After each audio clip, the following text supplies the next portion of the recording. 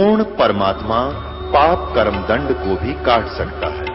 अभी तक जिस भी संत व महापुरुष से मिले उन्होंने यही बताया कि पाप कर्म फल भोगने से ही समाप्त होगा। वो प्रभु कौन है जो पाप कर्म को काट देता है, वो काल के बंधन से छुड़वा देता है। उसका क्या नाम है, पूजा की विधि क्या है? कृपया अवश्य सुनिए जगत गुरु तत्वदर्शी संत रामपाल जी महाराज के अमृत वचन। तो कुछ देर के बाद आत्मा में वो ज्ञान आकर हिलोर उठती है, प्रेरणा आती है, लहर उठती है कि रे परमात्मा से तो हम उम्मीद करते हैं कि भगवान हमारे सारे काम ठीक करेगा, और आप वहाँ बैठे हो, आपकी भैंस मर गई बैठे बैठे। बता आपने के बचा लिया, 50,000 की भैंस मर गई। बता आपने के सारा कर दिया यहाँ ना आकर के। कहने का भाव ये है कि पैसे भी बर्बाद, भैंस भी गई, और वहीं बैठे बैठे नुकसान हो गया। और परमात्मा के चरणों में आवेंगे, कहते हैं संत शरण में आने से आई टड़ा बला, अर्जय मस्तिष्क में सूड़ी होगा कांटे में टल जा। ये विधान है प्रभु का। अब आदमी बीमार हो जाता है, काम भी छूट गया, पड़ा रहा उसमें हॉस्पिटल में, 15 दिन में छुट्टी मिली, 50,000 रुपये लगे। और पुण्यात्मा आप जहाँ से कदम रखते हो ना इस भगवान के दरबार के लिए, वहीं से आपके पुण्य शुरू हो जाते हैं। जो आपका किराया आने जाने में लगता है, ये पुण्य में लगता है आपका, ये भी पुण्य में काउंट होता है, ये आपका धर्म में गिना जाता है। तो ये सभी मिलकर आपको बहुत ही लाभ देता है। पुण्यात्माओं, अब संसार के व्यक्ति जो भगवान से अपरिचित हैं, वो आपके बारे में ना जाने के विचार रखते हैं। वह क्या कहते हैं, भाई हम तो 6 महीना में जाया करें माता दोकड़, और ये 30रे दिन सत्संग में चले जाते हैं, 10वें दिन भाग लेते हैं। इनका दिमाग खराब हो रहा है, ये तो बौड़ी बूझ हैं, ये तो काम जो है ना अपना नाश करेंगे, पैसा बर्बाद करते हैं, देख लियो थोड़े दिन में कंगाल हो जाएंगे। परमात्मा कबीर जी कहते हैं, चिड़ी चौंच भर लेगी नदी न घट्यो नीर, और दान दिए धन घटे नीनो कह रही साहिब कबीर। परमात्मा अपने सिग्नेचर कर रहे हैं कि दान तो धन नहीं घटेगा, लेकिन कुपात्र को दिया हुआ दान लाभ नहीं देता। सुपात्र यानी ठीक ठिकाने। अब बंजड़ खेत में गेहूं बोनता है, गेहूं नहीं उपलब्ध होगा। अपनी अच्छी संवारी हुई डहर के अंदर, डहर खेत में बीज बोगे, वो जमीन अपना धन रखेगी नहीं, कई गुना करके देती है। अब जैसे किसान 1 एकड़ जमीन में और 40 किलो गेहूं डालता है,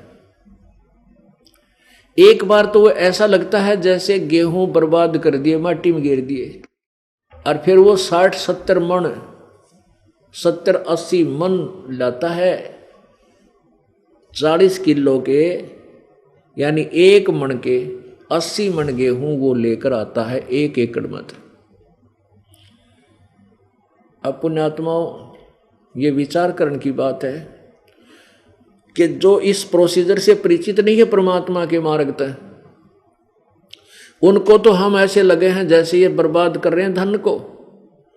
एक समय एक किसान गेहूं बोआ था, और एक बड़े शहर का रहने वाला कोई बाबूजी, कोई अच्छा कर्मचारी, जिसकी पहली बार गांव में ड्यूटी लगी थी, शहर से वो गांव की तरफ जा रहा था।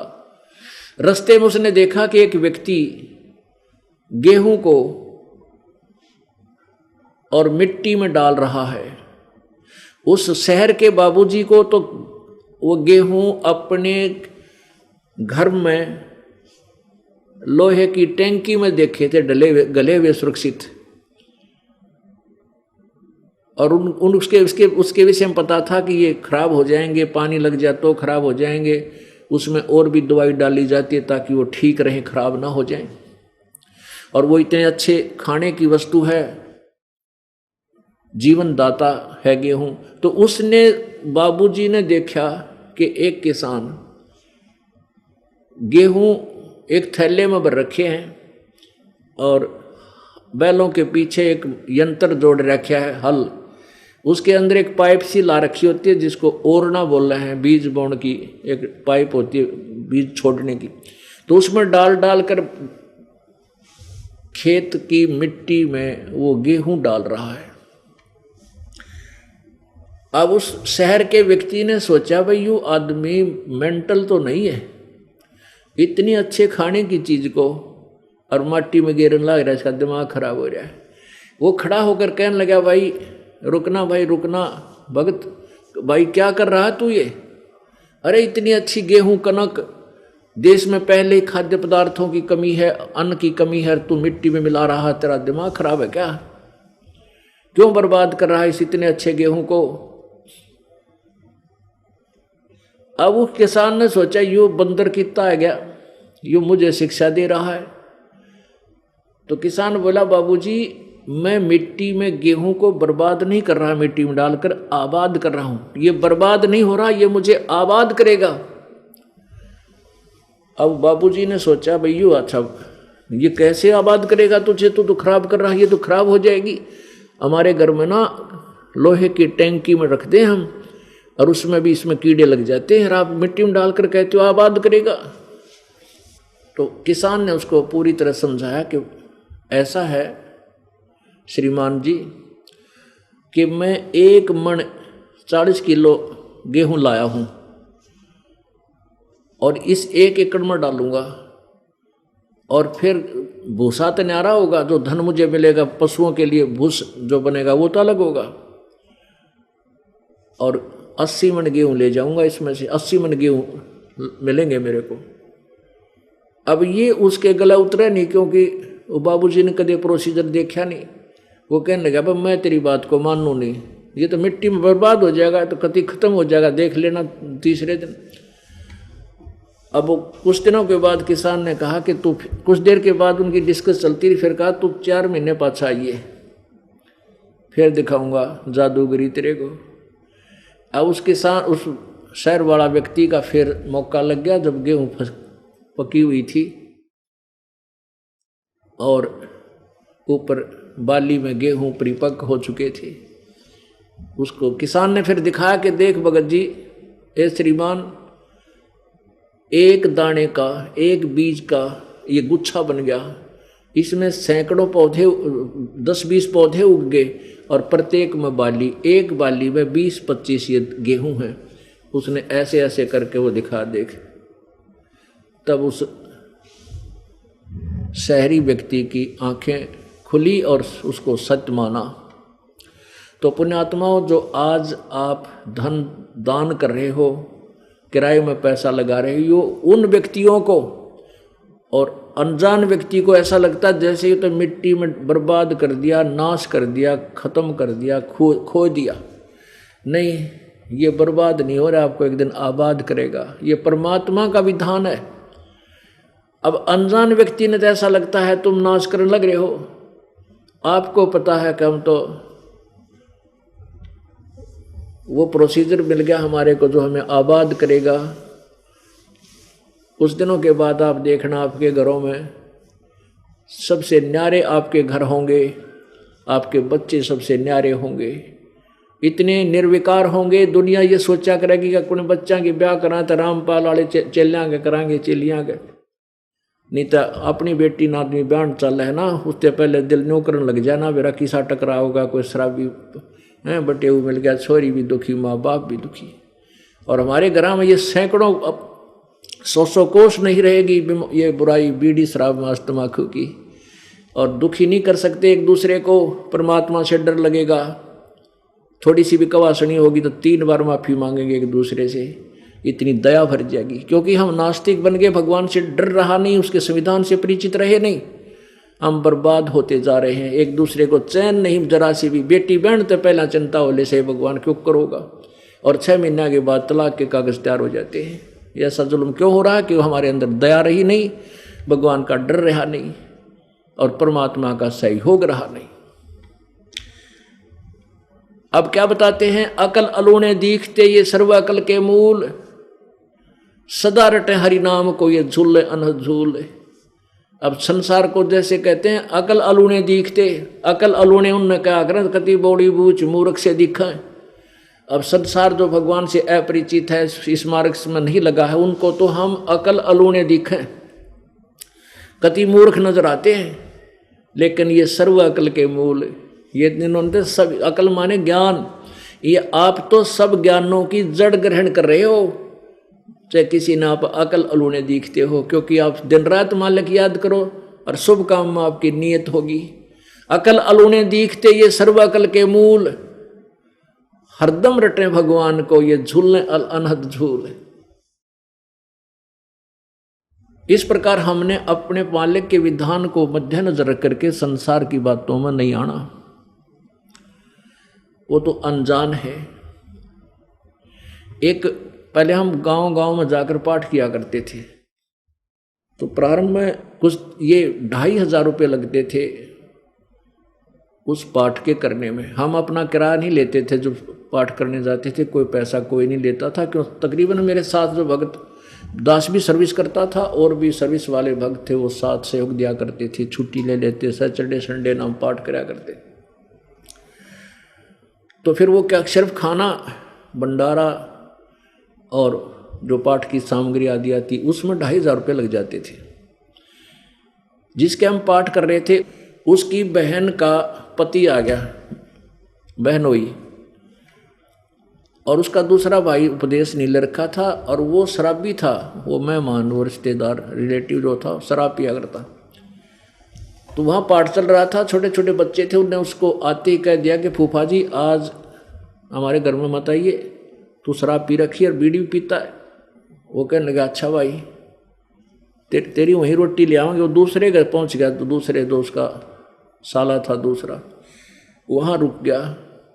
अब उन्होंने तो उसको पट्टी पढ़ा दी, वो तो नाश करेंगे, ऊपर चौबारे बना रखे हैं, उनका किवाड़ ना चढ़वाए गए, किवाड़ ना चढ़वाए 2,500 रुपये ला दिए, यो खागड़ा रहे न खुआन लाग रहा, 2,500 रुपया नाश कर दिया। अब वो सुबह जब हम तो चले गए पाठ पूठ करके, 20 दिन आया था शाम में, हम सुबह भोग लगा कर आगे पीछे बतावे थे वह बोले जी वो अब क्या कर ले संसार का। अब वो हमारा जो मेहमान खुद तो दारू पीओ और बीड़ी पीओ है, कति बर्बाद होया पड़ा, और मन ने शिक्षा दिया कह नो कहे तने कुआड़ क्यों ना चढ़वा लिए, नाश कर दिया, 2,500 रुपये ला दिए, खुआ दिए लोग आते यहाँ पर। अब बताओ उसने मैं क्या समझाऊँ, आप दारू पीवे सारी बकवाद करे, मैं पुण्य का काम करूँ मुझे बिसरावे। फिर उसको बताया भाई कुआड़ भी चढ़ देंगे, धर्म का काम के रोज होया करे, ये कुआड़ तो 2 दिन पीछे चढ़ जाएंगे। अब वो बताता था कि मेरी पत्नी इतनी बीमार रहा करती, हमने सारे दिखा ली थी, और घर में बरकत नहीं, आए वर्ष एक भैंस मर जा, मुश्किल तो पाल पोस कर तैयार करा, वह भैंस की मृत्यु हो जाए, वो सारा बर्बाद हुआ था, गेली की नाश होया पड़ा था। अब वो उसकी पत्नी भी ठीक होगी, घर में बरकत होने लगी, बताओ पाठ क्यों ना करा होगा वो। और ये धर्म के काम तो वो भी इच्छा होती है अच्छी आत्मा की, तो धर्म तो दसके नहीं दसके तीनों लोग, खैर आयत में खैर है कीजिए आत्म पोख। तो इस प्रकार आपको अन्य व्यक्ति जो भक्ति से दूर हैं वो कुछ भी कहें, उनकी आप नहीं मान सकते यदि आपको पूर्ण ज्ञान हो गया तो पूर्ण ज्ञान कराने के लिए आपको यहाँ बुलाया जाता है, नहीं तो भक्ति आप घर पे कर सकते हो, कोई दिक्कत नहीं। लेकिन अभी आप कच्चे हो और इतने धनी नहीं हुए हो जितना ये दास बनाना चाहता है। आपको ज्ञान भी संपूर्ण नहीं है, बेसिक संपूर्ण ज्ञान हो भी जाए फिर भी कोई न कोई काल की अटकल आपका अड़ी रहेगी, और यहाँ आने से और कई पुण्य प्राप्त होते हैं। जैसे कई प्रकार के पाप होते हैं आपके, कुछ पाप तो ऐसे हैं जो पुण्य से समाप्त होते हैं, कुछ ऐसे पाप होते हैं जो संत जी के दर्शन, साधु के दर्शन से नष्ट होते हैं। कबीरा दर्शन संत का साहेब आवे याद, लेखे में वाए घड़ी बाकी का समय बाद। तो संत देव जी के दर्शन करने से ही कुछ पाप हमारे ऐसे ही कटते, और तरीका नहीं उसका उनका, और कुछ ऐसे हैं आशीर्वाद से समाप्त होते हैं, और कुछ पाप ऐसे हैं जो मंत्र के जाप से ही नष्ट होते हैं। तो हमने जैसे ही कपड़ा मैला हो गया हमारा, कमीज ये कुर्ता, अब कुछ तो ऐसे मैल हैं पानी में डालते हैं मिट्टी उतर जाएगी, कुछ ऐसा मैल है कि ये कलर का लग जाता है साबुन से ही उतरता है, कुछ ऐसा मैल है कि ड्राई क्लीन से ही उतरेगा। तो सभी क्रिया अपना के हमने उस कपड़े को स्वच्छ करना है। तो अपने अंतःकरण को हमने सभी तरीकों से निर्मल करना है ताकि ये भगवान के योग्य हो जाए, ये कमीज पहनने योग्य रहे। इसलिए आपको यहाँ बुलाया जाता है और 5 प्रकार की यज्ञ यहाँ पर होती है। एक यज्ञ है धर्म की, दूसरी यज्ञ है ध्यान, और तीसरी यज्ञ हवन की, चौथी यज्ञ प्रणाम, और 5वीं यज्ञ ये ज्ञान की चल रही है। यहाँ पर एक यज्ञ है धर्म की, यहाँ धर्म भंडारा चलता है। आप किसी भी समय आते हो, रात्रि में, दिन में, दोपहर में, ये सदा व्रत कबीर भगवान का आपको चलता मिलेगा। इस 4 द्वारी के अंदर आने के बाद आपको केवल सिमरन की चिंता रह जाती है और किसी चीज की नहीं। ये धर्म भंडारा उन पुण्यात्माओं के सहयोग से चलता है, फिर उनको भगवान कितना लाभ देगा। परमात्मा कहते भूखा भोजन देते हैं वो पहुंचेंगे परवान ने। आप जी यहाँ कोई रोटी खाने नहीं आते, खाना खाने नहीं आते, आप भगवान के लिए आते हो। जैसे हम पहले जाते थे, सालासर जाता था ये दास हनुमान की पूजा करने, हनुमान जी की, और वहाँ एक किसी बूंदी सी मूर्ति, उसकी शक्ल भी अच्छी को ना, ऐसे हो रहे थे हम भ्रमित, और इतनी श्रद्धा थी उसमें। और वहाँ क्या करते थे, होटलों पर अपने पल्ले खाना खाया करते, श्रद्धा नहीं थी भगवान मिल जाए, लेकिन वो तरीका भगवान मिलने का नहीं था। तो आप यहाँ खाना खाने नहीं आते, आप तो भगवान के लिए आते हो। और फिर आपको ये सुविधा मिल जाए तो आत्मा और खुशी होती है, आशीष देती है, अपने आप आत्मा प्रसन्न हो जाती है। तो वो जो हिलोर उठती है वो पुण्य परमात्मा के उन बच्चों को मिलता है जिनका यहाँ सहयोग से भंडारा चल रहा है। और ये सभी दान, जैसे पंखे लगे हैं, ट्यूब जग रही हैं, मैट बिछा रखे, शेड बनाया, ये सारा धर्म और पुण्य ही, ये सब पैसा पुण्य से ही बना हुआ होता है। और जिनका इसमें सहयोग है उनको परमात्मा सीने से लगाएगा और उनको इतना देगा, गिनती नहीं होगी।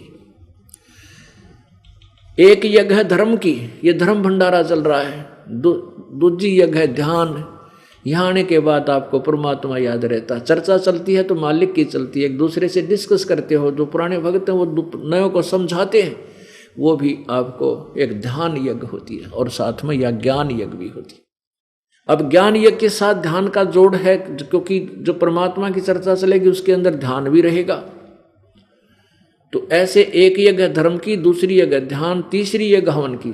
यहाँ पर ध्यान ऐसे नहीं जैसे 8 योग कर साधना लगाओ 2.5 घंटे सुबह 2.5 घंटे शाम में, वो के ध्यान होया।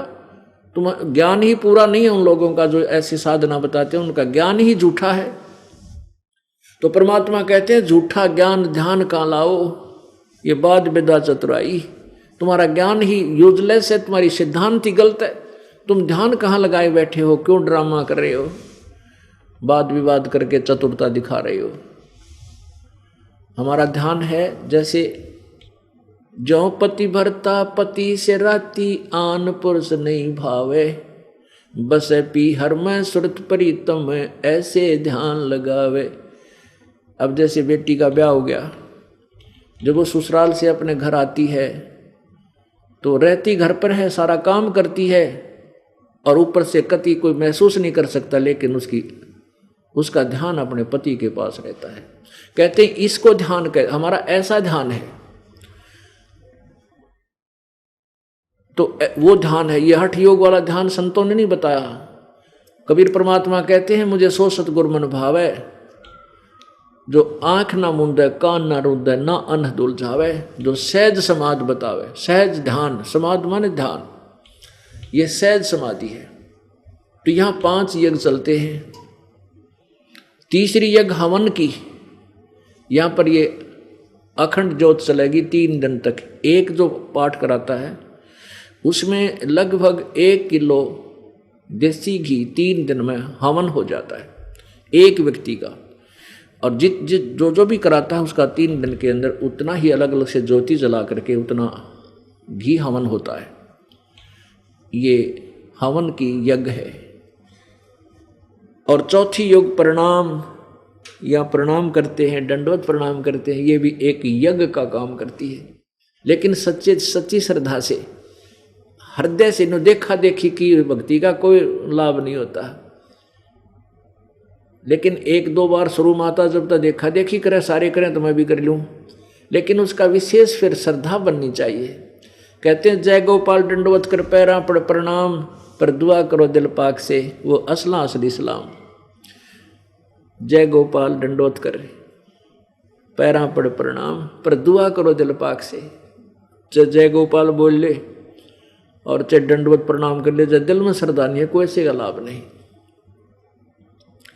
दुआ करो दिल पाक से, सच्चे लग श्रद्धा से प्रार्थना करो दंडवत प्रणाम करते समय, आधीनी भाव से, वो असला असली सलाम, वो तेरी सही प्रणाम काउंट होगी। और पांचवी यज्ञ है ज्ञान की। अब ये ज्ञान यज्ञ आपको सत्संग के माध्यम से सुनाया जाता है। आपको सत्संग में पहले भी बताया, ये धार्मिक यज्ञ जो हैं ये केवल ग्लूकोज का काम करेंगे, और रोग काटने की का दवाई जो है कैप्सूल और टैबलेट्स या अन्य ट्रीटमेंट सर्जरी, वो उस ग्लूकोज से अलग है। अब ग्लूकोज क्यों आवश्यक है? अब जैसे डॉक्टर के पास जो ही मरीज जाता है, अब वर्तमान में शक्ति किसी में रही कोई ना, क्योंकि आहार ऐसा हो गया, एक दिन बुखार चढ़ जाए 3 दिन गोडे टूटे रहे, उठा जाना बैठा जा। आहार वो नहीं रहा जो पहले शक्तिशाली आहार था। अब दूध बेच दें सारा आहार की तरह, सूखी रोटी खावें कर, फिर डलडा वो कौन सा घी, वनस्पति घी प्रयोग करने लाएंगे, तो एक बुखार में गोडे टूट जाए, फिर वो 4 बोतल ग्लूकोज की चढ़े। अब जाते ही डॉक्टर देखता है कि पहले ग्लूकोज लगा देता है। ग्लूकोज से क्या होता है कि शरीर खराब नहीं होता, लेकिन रोग नहीं कटता, शरीर को ताकत मिल जाती है। ताकत की जो है शरीर को ग्लूकोज चढ़ाने से अन्य लाभ होता है शरीर को, लेकिन वो रोग नहीं कटता। जिस रोग से वो वीकनेस आई है, उस रोग के काटने की और टेबलेट्स, मेडिसिन यानी औषधि होती है। ऐसे ही ये जो ग्लूकोज आपके दान के लिए प्रेरित किया जाता है, आप युगों से वीक हो लिए, कति कमजोर हो गए, इतने पुण्य अक्षीण हो गए आपके कि आपको आते ग्लूकोज चढ़ाया जाता है। और फिर ये पहला मंत्र, फिर सतनाम, ये तीनों मंत्र ये हैं वो रोग, जन्म मरण का रोग काटने के ये कैप्सूल हैं, ये अलग से दिए जाते हैं। अब जैसे पुण्यात्माओं पहले जैसे ये मुसलमान धर्म के अंदर 5 बार नमाज करते हैं, ये बुरा नहीं है, अच्छा है, लेकिन कंप्लीट ट्रीटमेंट नहीं है। जैसे हिंदू धर्म के अंदर गीता जी का पाठ या वेदों का कोई मंत्र जाप करते,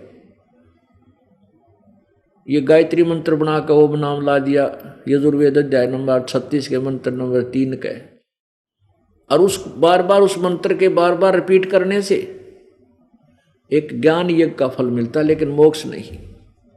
गायत्री मंत्र ओम नहीं चाहिए उसके साथ लगाना, भूल के भी नहीं लगाना चाहिए, ये अज्ञानियों की बनाई हुई थ्योरी है। जब परमात्मा ने एक मंत्र बोल दिया अपने मुख से, उसके साथ और हम जोड़े हैं तो अपनी नालायकी सिद्ध कर रहे हैं। उतना ही बोलना चाहिए जितना भगवान ने उसमें लिख रखा है। जैसे किसी कंपनी ने एक पिस्टन बना के दे रखा है किसी मोटर गाड़ी का, मोटरसाइकिल का, स्कूटर का, और उसके साथ कोई अपनी समझदारी उसका नट वेल्ड कर देता है, और देखो अब कितना सुंदर बन गया। उसने बिगाड़ दिया, वो किससे काम का ना छोड़ा। वो मंत्र बुरा नहीं, लेकिन इस परमात्मा के उस मंत्र के साथ लगाना परमात्मा की बेइज्जती करना, इंसल्ट करना है। तो उस भूर्भुवः स्वः तत्सवितुर् यहां से शुरू होता है। इस मंत्र ना आप 100 बार, लाख बार रिपीट कर दो, क्या लाभ होगा? केवल ज्ञान यज्ञ का। इस मंत्र नहीं, वेद का कोई भी मंत्र, चाहे 5-4 मंत्र इकट्ठे भी आप डेली बोल सकते हो, वो केवल ज्ञान यज्ञ होती है। जैसे गीता जी का 1 अध्याय डेली पाठ करने का संकल्प कर लेते हैं कई, तो वो भी एक ज्ञान यज्ञ है। और यज्ञ का फल केवल ग्लूकोज है, मोक्ष नहीं है। जैसे गुरु ग्रंथ साहिब से कुछ वाणियाँ चुन करके एक जपजी साहिब बना रखे, उसका जाप करते हैं। तो वो ग्लूकोज का काम करती है, मोक्ष का नहीं, वो रोग काटने की बीमारी नहीं है। वो तो सतनाम है, वो अलग से कोई मंत्र है जो 2 अक्षर का है, जिसमें एक ओम मंत्र है, एक तत् मंत्र है जो गुप्त है, ये दास बताएगा। उन दोनों से मिलकर सत्यनाम बनता है, फिर सार नाम दिया जाता है। सार शब्द की प्राप्ति करके ये पूर्ण दीर्घ रोग काट दिया जाता है। तो इस प्रकार हम जो साधना करते थे वो साधना हमारी इनकम्प्लीट थी। जब तक हमें कंप्लीट ट्रीटमेंट नहीं मिलेगा ये रोग नहीं कट सकता। कौन सा? जन्म मृत्यु का रोग। और जब तक जन्म मृत्यु का रोग नहीं कटेगा, यहाँ से राष्ट्रपति बन लो, चाहे सारी पृथ्वी का पति बन लो, फिर मृत्यु होगी, फिर पशु बना पाओगा कि तक कर्माधार से फिर अन्य योनियों में चला जाता है, पुण्य क्षीण हो जाते हैं। तो इस दीर्घ रोग को कटा के हम सतलोक चलेंगे। अब कई ये कहते हैं कि यह पृथ्वी खाली हो जाएगी जो सारे वहाँ चले गए। कमाल की बात, कोई नो कहे जेल खाली हो जाएगी जो सारे कैदी छूट गए थे, कोई बात आग लगो उस जेल का जब पंडा छूट जाता है। तो ये तो एक कैद है, कारागार है, ये तो हमारे को दुखी किया जा रहा है। यहाँ पर हमारा घर तो वहाँ पर सतलोक में है, तो वैसे खाली पड़े जो नेरे ब्रह्मंड, ये कितने पत्थर घूमन लाग रहे ऊपर खाली ग्रह पर, यह भी एक अंडे जाएगी खाली पृथ्वी धक्के खाती। तो हम अपने लोग चलें, हमने इस पृथ्वी का क्या ठेका ले रखा है। हाँ, यहाँ हम शुभ काम करें तो पृथ्वी भी खुश रहे, अच्छे काम करें, और हम इतने कुकर्म तार दें इसके ऊपर वजन बढ़ जाता है। प्रत्येक ग्रह की एक देवी अधिष्ठात्री होती है। ये 33 करोड़ देवता ने काल ने धंधा ला रखे हैं। प्रत्येक का जैसे सूर्य देवता है, ये सूर्य नहीं एक और देव है। ऐसे चंद्रमा एक और देवता है, उसको चांद के जितने भी चंद्रमा है 21 ब्रह्मांड उनका कंट्रोलर बना दिया, वो राज्य कर रखे हैं। जैसे कोई मंत्री है, मुख्यमंत्री है, अपने साथियों ने प्रश्न करने की खातिर किसी ने चेयरमैन बना दे है, किसी ने कुछ बना दे है, उन्होंने धंधा लाए रखे। तो ऐसे इस काल ने सारे बढ़ो रखे। तो हमने अपने सतलोक चलना है, यहाँ का ठेका नहीं लेना। यहाँ क्या होगा, सारे चले जाएंगे तो खाली पड़ी रहेगी, घूमे जाएगी, अपन क्या करना इसका। तो पुण्यात्माओं, आप ज्ञानहीनता के कारण हम ऐसे विचारों में उलझकर और काल के जाल में रह जाते हैं। अब ये ज्ञान यज्ञ चल रहा है। ज्ञान यज्ञ में बताया जाता है कि देते को हर देत है, जहां तहां से आने, ना दिया वो मांगते, फिर परमात्मा सुने ना कान। अब कहते करे करावे साइयां, मन में लहर उठा, दादू सिरदर जीव के वो आप बगल हो जा। आप आरती, आप साजे, आप किंगर, आप बाजे। अब जैसे आपने सुना है कि जैसे द्रौपदी का चीर बढ़ गया और द्रौपदी के बाद और किसी का ना बढ़ा, और सुना किसी ने, तुमने भी भक्ति की होगी, कदे बढ़ा किसी का नहीं। और इस दास की, जब इस मालिक का सही भक्ति मिली, इस दास की एक लोहे की जाली बढ़ गई। अब पुण्यात्माओं, ये सत्कर मानना, जब हमें परमात्मा की पावर का कनेक्शन मिल जाएगा तो वो गुण है ईश्वर में जो हम सुना करते थे। अब बिजली के गुण हम सुनते हैं कि बिजली पंखा चलाती है, अंधेरे को उजाले में बदल देती है, ट्यूब जगती हैं और आटा पीस देती है, और ज़मीन से पानी ट्यूबवेल चला देती है। ये गुण हैं, बिजली में ये गुण हैं। लेकिन ये प्राप्त कैसे होते हैं, उसकी विधि न्यारी है। अब जैसे प्रसंग था कि एक गायत्री मंत्र बना रखे न, ओम गेल ला के, यजुर्वेद अध्याय नंबर 36 के मंत्र 3 के साथ ओम मंत्र जोड़ लिया, वो नहीं जोड़ना चाहिए। फिर भी ओम भूर्भुवः स्वः तत्सवितुर्वरेण्यं भर्गो देवस्य धीमहि धियो यो न प्रचोदयात्, यहाँ भी घोटिया करते, इतना याद आयो। लेकिन ये वेद का मंत्र है और इसमें गुण है कि वो परमात्मा स्वयंभू है, भूर्भुवः स्वः, और वो पूर्ण परमात्मा सबका रचने वाला सविता है। वो हमारी बुद्धि को परमात्मा की तरफ अपने ही चरणों में लगाए रखे, भक्ति योग्य बनाए रखे, ये गुण है। ये इसका अर्थ है। इसको बार बार 100 बार पढ़ ले, लाख बार पढ़ ले, 1000 बार पढ़ ले, ज्ञान यज्ञ मिलेगा लेकिन भगवान नहीं मिलेगा। अब जैसे हम बिजली के गुणों को 1000 बार पढ़ लें, बिजली पंखा चलाती है, ट्यूबवेल चलाती है, आटा पीस देती है, हैं, ऐसे करती है, तो वो तो गुण है ही, चाहे 100 बार कह लें चाहे 10 बार पढ़ लें इसको, इससे ज्ञान होता है कि बिजली में के गुण हैं और वो बिजली का लाभ कैसे मिलता है, वो प्रोसीजर अलग है। बिजली वाले के ऑफिस में जाओ, वहाँ उनकी टर्म एंड कंडीशन पूरी करो, फार्म भरो, जो भी वो एविडेंस मांगते वो दो, पैसे जो मांगे वो जमा कराओ और फिर कनेक्शन ले लो, फिर वो लाभ देखियो, बिजली आपको लाभ देगी। ऐसे ही प्रभु के गुणों में लिखा है, आप उन गुणों को गाते रहो और वो गुणों को प्राप्ति की विधि अपनाओगे नहीं तो आपको वो लाभ परमात्मा के नहीं मिल सकते।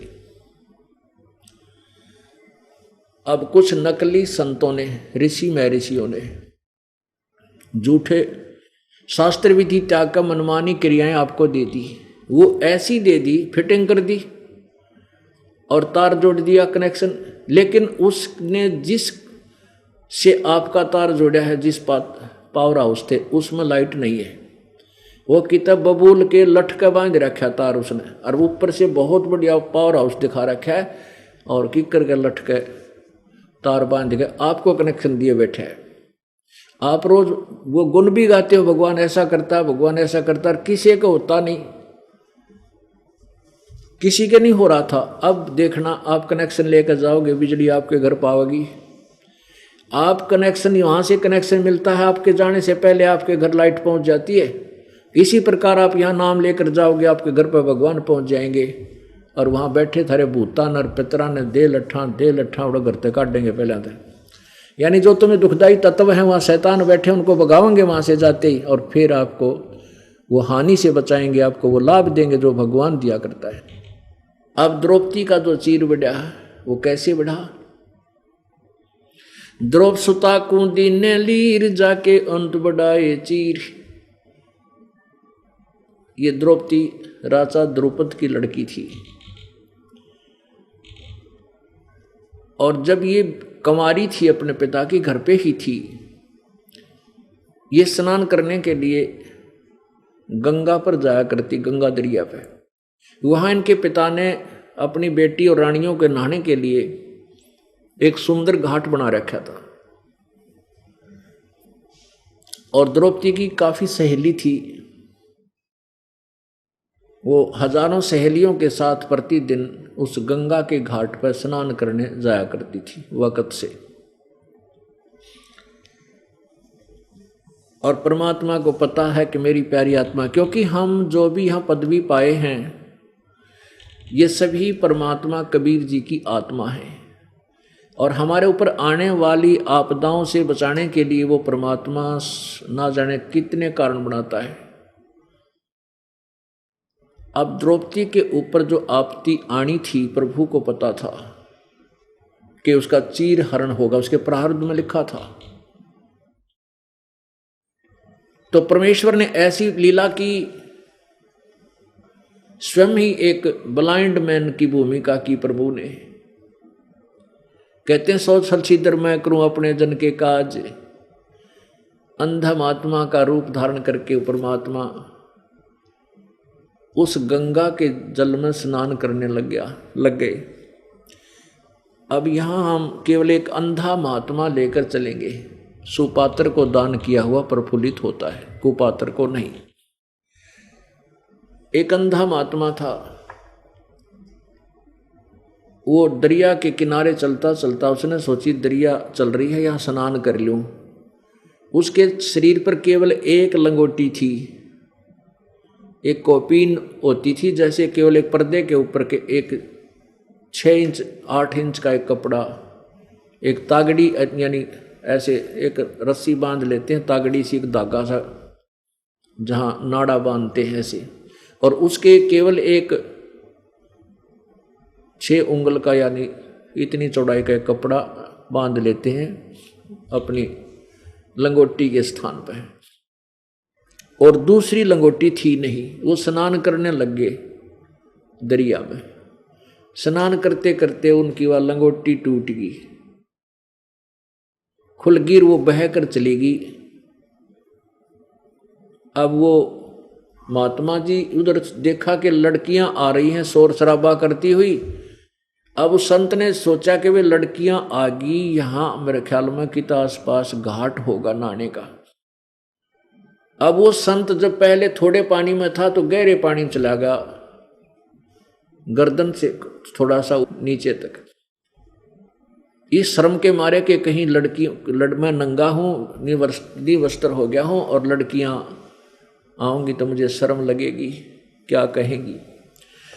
अब क्या देखा कि वो लड़कियां आई, जो घाट वहां से लगभग 100 फुट की दूरी पर था, वो स्नान करने की तैयारी करने लगी। द्रौपदी की नजर उस संत के ऊपर पड़ गई।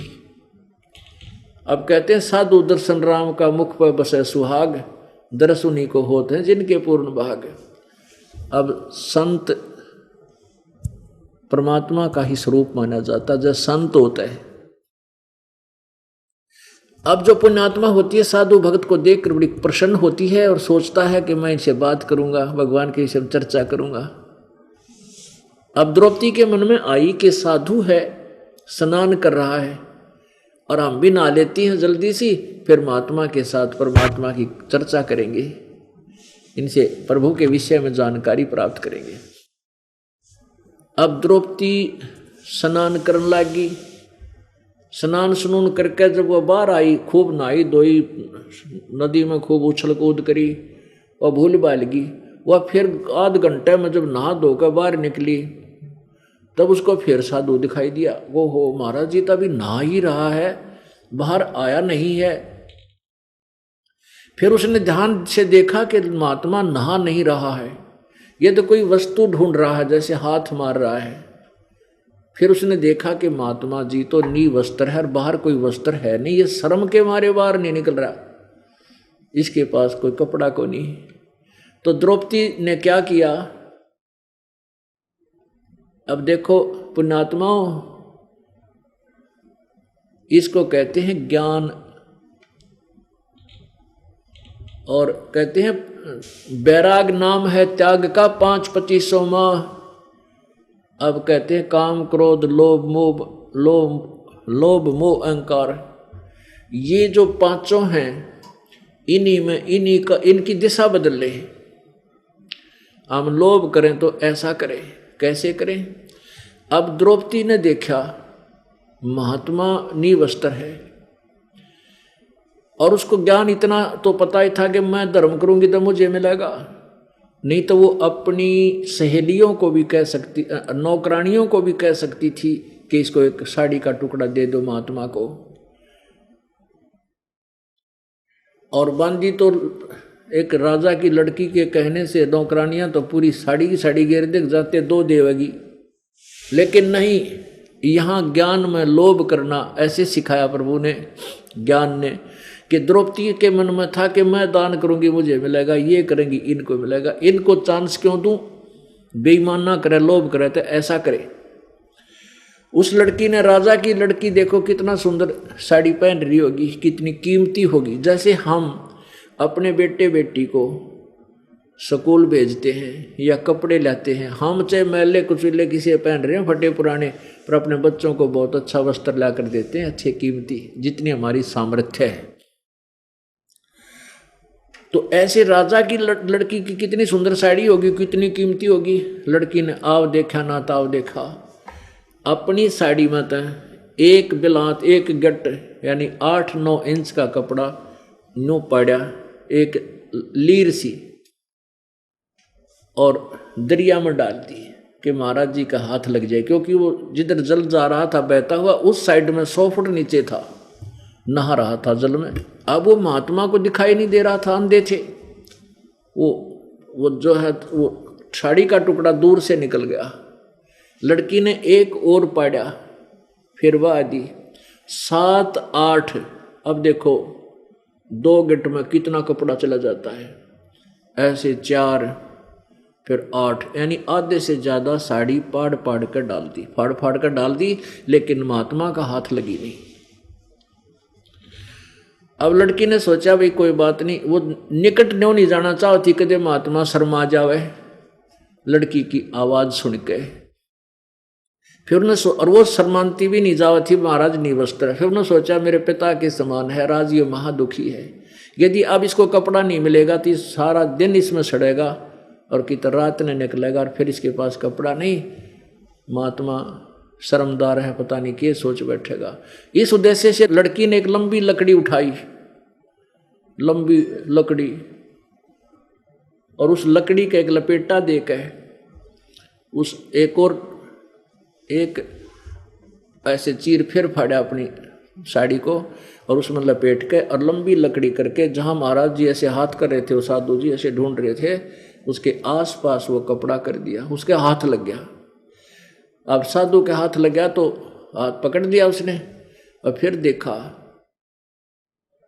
अब अंधे के हाथ आँखों का काम करया करें। उसने सारा देखा कि ये कोई फटा पुराना या कोई वैसे बहता हुआ कपड़ा नहीं आया है, किसी बेटी की साड़ी का टुकड़ा है, उसने जानबूझकर मेरे लिए हेल्प की है। अब उस महात्मा ने वो साड़ी का कपड़ा अपने लंगोटी बांधी और आशीर्वाद दिया, बेटी आज तूने मेरा पर्दा रखा है, इज्जत रखी है, भगवान तेरा पर्दा रखा है, तेरी इज्जत रखा है, तूने गणाए दे। अब कहते हैं साधु बोला सहज सुबह जो चावे सो कर दे, साध वचन पलटे नहीं चे पलट जाओ ब्रह्मांड। अब जब तो बात आई गई हुई, इतना द्रौपदी का जच्ची महात्मा की कहे या साची भी हो जाएगी, अब इतना भगवान गणाए दे। अब वो आत्मा से दी थी, संत परमात्मा ही थे, वो खुद आए हुए थे अपनी बेटी को, पता था कि काल तो मेरी आत्माओं को सताने से लगा हुआ है। अपने आत्माओं अब कुछ दिनों के बाद आपकी आंखें यानी मोतियाबंद कति हट जाएगा, जो काल ना हमारा कर रखा था ज्ञान का। अब जैसे ये दास पहले हनुमान पूजा करता, श्री राम कृष्ण की पूजा करता था, विष्णु और शंकर जी ने इष्ट मानता था, और घर में जो भी सुख होता था जैसे पास हो जाया करते कक्षा में, तो जय हो बजरंगबली की, जय हो भगवान विष्णु की, जय हो भगवान शंकर की, हम पास कर दिए। फिर लड़का हुआ, लड़के की खुशी मनाई भाई, हमारे हनुमान जी ने, हमारे भगवान कृष्ण जी ने, शंकर भगवान ने लड़का दे दिया, तो हम इनको क्रेडिट दिया करते, ये सुख दे रहे हैं। जैसे कोई एक्सीडेंट दुर्घटना में कई बार इतने सेफ बचे बाल और शुक्र मनाया करते, भगवान विष्णु ने, भगवान शिव जी ने, राम ने, कृष्ण ने, सारे के गुण गा दिया करते, इन बचा दिया हनुमान जी ने, श्याम जी ने। अब बचाया करता यू कबीर भगवान हमें पूर्व संस्कार से। पुण्यात्माओं, गीता जी अध्याय नंबर 15 के श्लोक नंबर 16 और 17 में तीन भगवान बताए, एक क्षर पुरुष एक अक्षर पुरुष। ये दोनों नासवान, इनके शरीर भी नासवान, इनके प्राणी भी नासवान, इनके लोगों के। फिर 17वें श्लोक में कहा कि उत्तम पुरुष तो अन्य परमात्मा इति उदाहरते, वो पुरुषोत्तम उत्तम पुरुष सबसे श्रेष्ठ भगवान तो कोई और ही है जिसको भगवान कहा जाता है, परमात्मा कहा जाता है।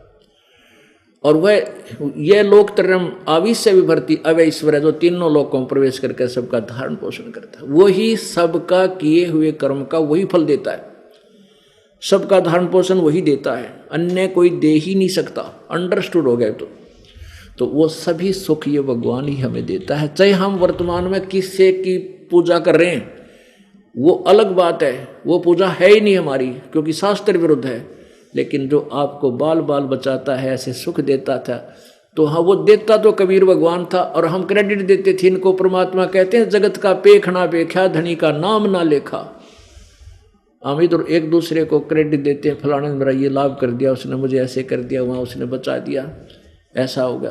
कहते आपने उस धनी का तो कितना जिक्र भी को नहीं, जगत का पेखना पेख्या, धनी का नाम ना लेखा।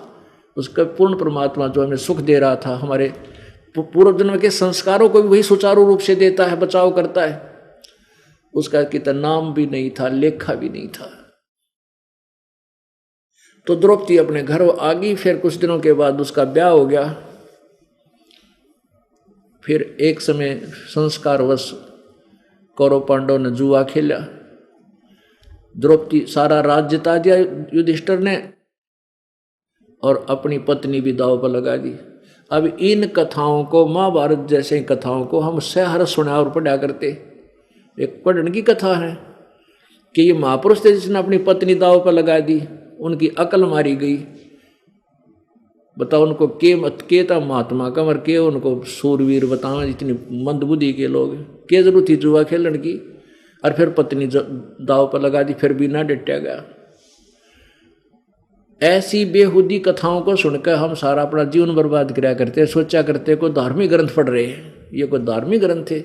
धार्मिक ग्रंथ ये है कबीर परमात्मा की वाणी, आनंद अंदर से आत्मा गदगद हो जाती है। ये कहानियां परमेश्वर के।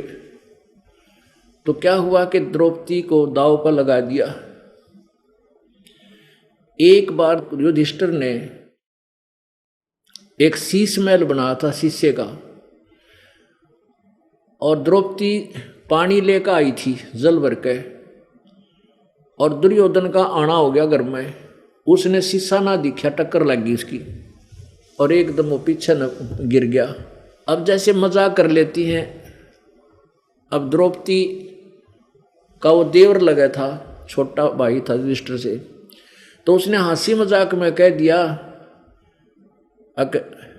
अंधों का अंधे होया करें। ये आम पहले मतलब मजाक आम आदमी कर लिया करते थे ऐसे, लेकिन दुशासन दुष्ट आत्मा था, उस बात का घना दुख मान गया और मन मन में सोच लिया कि तुझे मजा दिखाऊंगा, चखाऊंगा, अंधे हैं या आंखों वाले हैं। उस प्रतिशोध के कारण जब द्रौपदी को जुए में जीत लिया युधिष्ठिर से दुर्योधन ने अपने भाई दुशासन से कहा कि जा उस द्रौपदी को ला पकड़ के, उसके बाल पकड़ के घसीट कर ला। उससे पहले नौकरानी भागी गई कि द्रौपदी बात बिगड़ गई, आपको जुए में हरा दिया, आपको जुए में जीत लिया दुर्योधन ने, और उसने कहा है कि द्रौपदी को लाओ और सभा में नंगी करूंगा। अब द्रौपदी कहती है कि हे बावड़ी, क्या बात कर रही है तू? सभा में कौन कौन है वहां पर? कि 500 पांडव बैठे और भीष्म पितामह है, द्रोणाचार्य और कर्ण आदि भी विद्यमान है, चाचा विदुर भी है। फिर द्रौपदी बोली ऐसी सभा में ऐसा जुल्म होया करे, तेरा दिमाग खराब है, नंगी क्यों करेंगे मेरे को? अब देख लिए उनकी नीयत खराब है। अब इतनी बात हो रही थी तो दुशासन पहुंच गया कि आजा, अब तुझे मजा चखाएंगे, हम अंधे हैं आंखों वाले, तुझे दिखाएंगे। अब द्रौपदी के बाल पकड़ के घसीट के लेकर चल पड़ा। अब पहले द्रौपदी ने ये सोचा था कि मेरे 500 पांडव बैठे, बकल तार देंगे जब मेरा हाथ ला दिया था। और फिर दूसरा देखा था वहां भीष्म पितामह जैसे महापुरुष बैठे, कर्ण जैसे योद्धा और द्रोणाचार्य जैसे गुरु बैठे, और चाचा विदुर जैसे सहनशील व्यक्ति बैठे। वहां ऐसी गड़बड़ हो सकती है, ये नहीं होने देंगे। अब जब वहां जाकर देखा उसने, द्रौपदी ने, और दुशासन ने कहा कि हम तो अंधे हैं भाई, हम अंधे हैं। द्रौपदी ने कहा था अंधा का अंधे होया करें, जन्म लेते हैं। क्योंकि धृतराष्ट्र तो दुर्योधन के पिताजी वो जन्मजात अंधे थे। तो कहने लगा हम तो अंधे हैं भाई, द्रौपदी ने नंगी करांगे भी यहाँ सभा में, हमने दिखा थोड़ा ही है, इसकी क्या बेइज्जती होगी। अब द्रौपदी ने सोचा ये तो बात बिगड़ गई सचमुच, ये तो काम बिगाड़ेंगे। फिर उसने देखा अपने 500 पांडवों की तरफ, उन्हें नीचे न गर्दन कर ली क्योंकि हार चुके थे। फिर उसने देखा भीष्म पितामह द्रोणाचार्य और कर्ण की तरफ, उन्होंने भी नीचे न गर्दन कर ली, कोई सहारा देने को तैयार नहीं। विदुर की तरफ देखा, जब विदुर खड़ा हुआ, विदुर ने कहा कि भले मनसो दुर्योधन, कुछ विवेक से काम ले बेटा, तुम किसकी बेइज्जती कर रहे हो? अपने भाई की पत्नी को सरेआम तो नंगा करने जा रहा है, तो अपनी बेइज्जती खुद कर रहा है। एक कुल एक परिवारा, विदुर कहे ये बंधु थारा, एक कुल एक परिवारा। विदुर के मुख पर लगा थपेड़ा कि तू तो है इन पांडवों का चेहरा। अब दुशासन ने अपने चाचा विदुर का थप्पड़ मारा, ने बोला तू तो इनका चमचा है, पांडवा का इन्हीं की ओर बोलता सदा। और विदुर ने कहा था कि ये तुम्हारा भाई है, एक का कुल थारा, एक का परिवार, किसकी बेइज्जती कर रहे हो नालायक को, ये क्यों गलती करते हो, ऐसा मत करो। विदुर के मुख पर लगा थपेरा, तू तो है पांडवों का चेहरा, तू तो है बांदी का जाया। ये सब दुशासन ने कहे, तू तो बांदी ते पैदा हुआ था, बांदी का ना गुलाम, इसलिए गुलाम वाली बात करे है। तो इस पॉइंट पे भीष्म, द्रोण और कर्ण मुस्काया, और तेरा गजब भैया।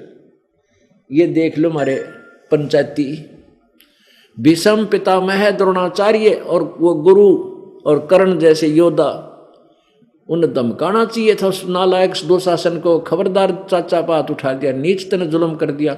और उन तीनों में से एक भी खड़ा हो जाता, इतने सूरवीर थे वो। दुशासन के हिम्मत नहीं थी द्रौपदी तक उंगली कर दे, लेकिन दुशासन के मलिन अन्न को खाकर उनकी बुद्धि भ्रष्ट हो गई थी तीनों की, भीष्म पितामह द्रोणाचार्य और कर्ण की।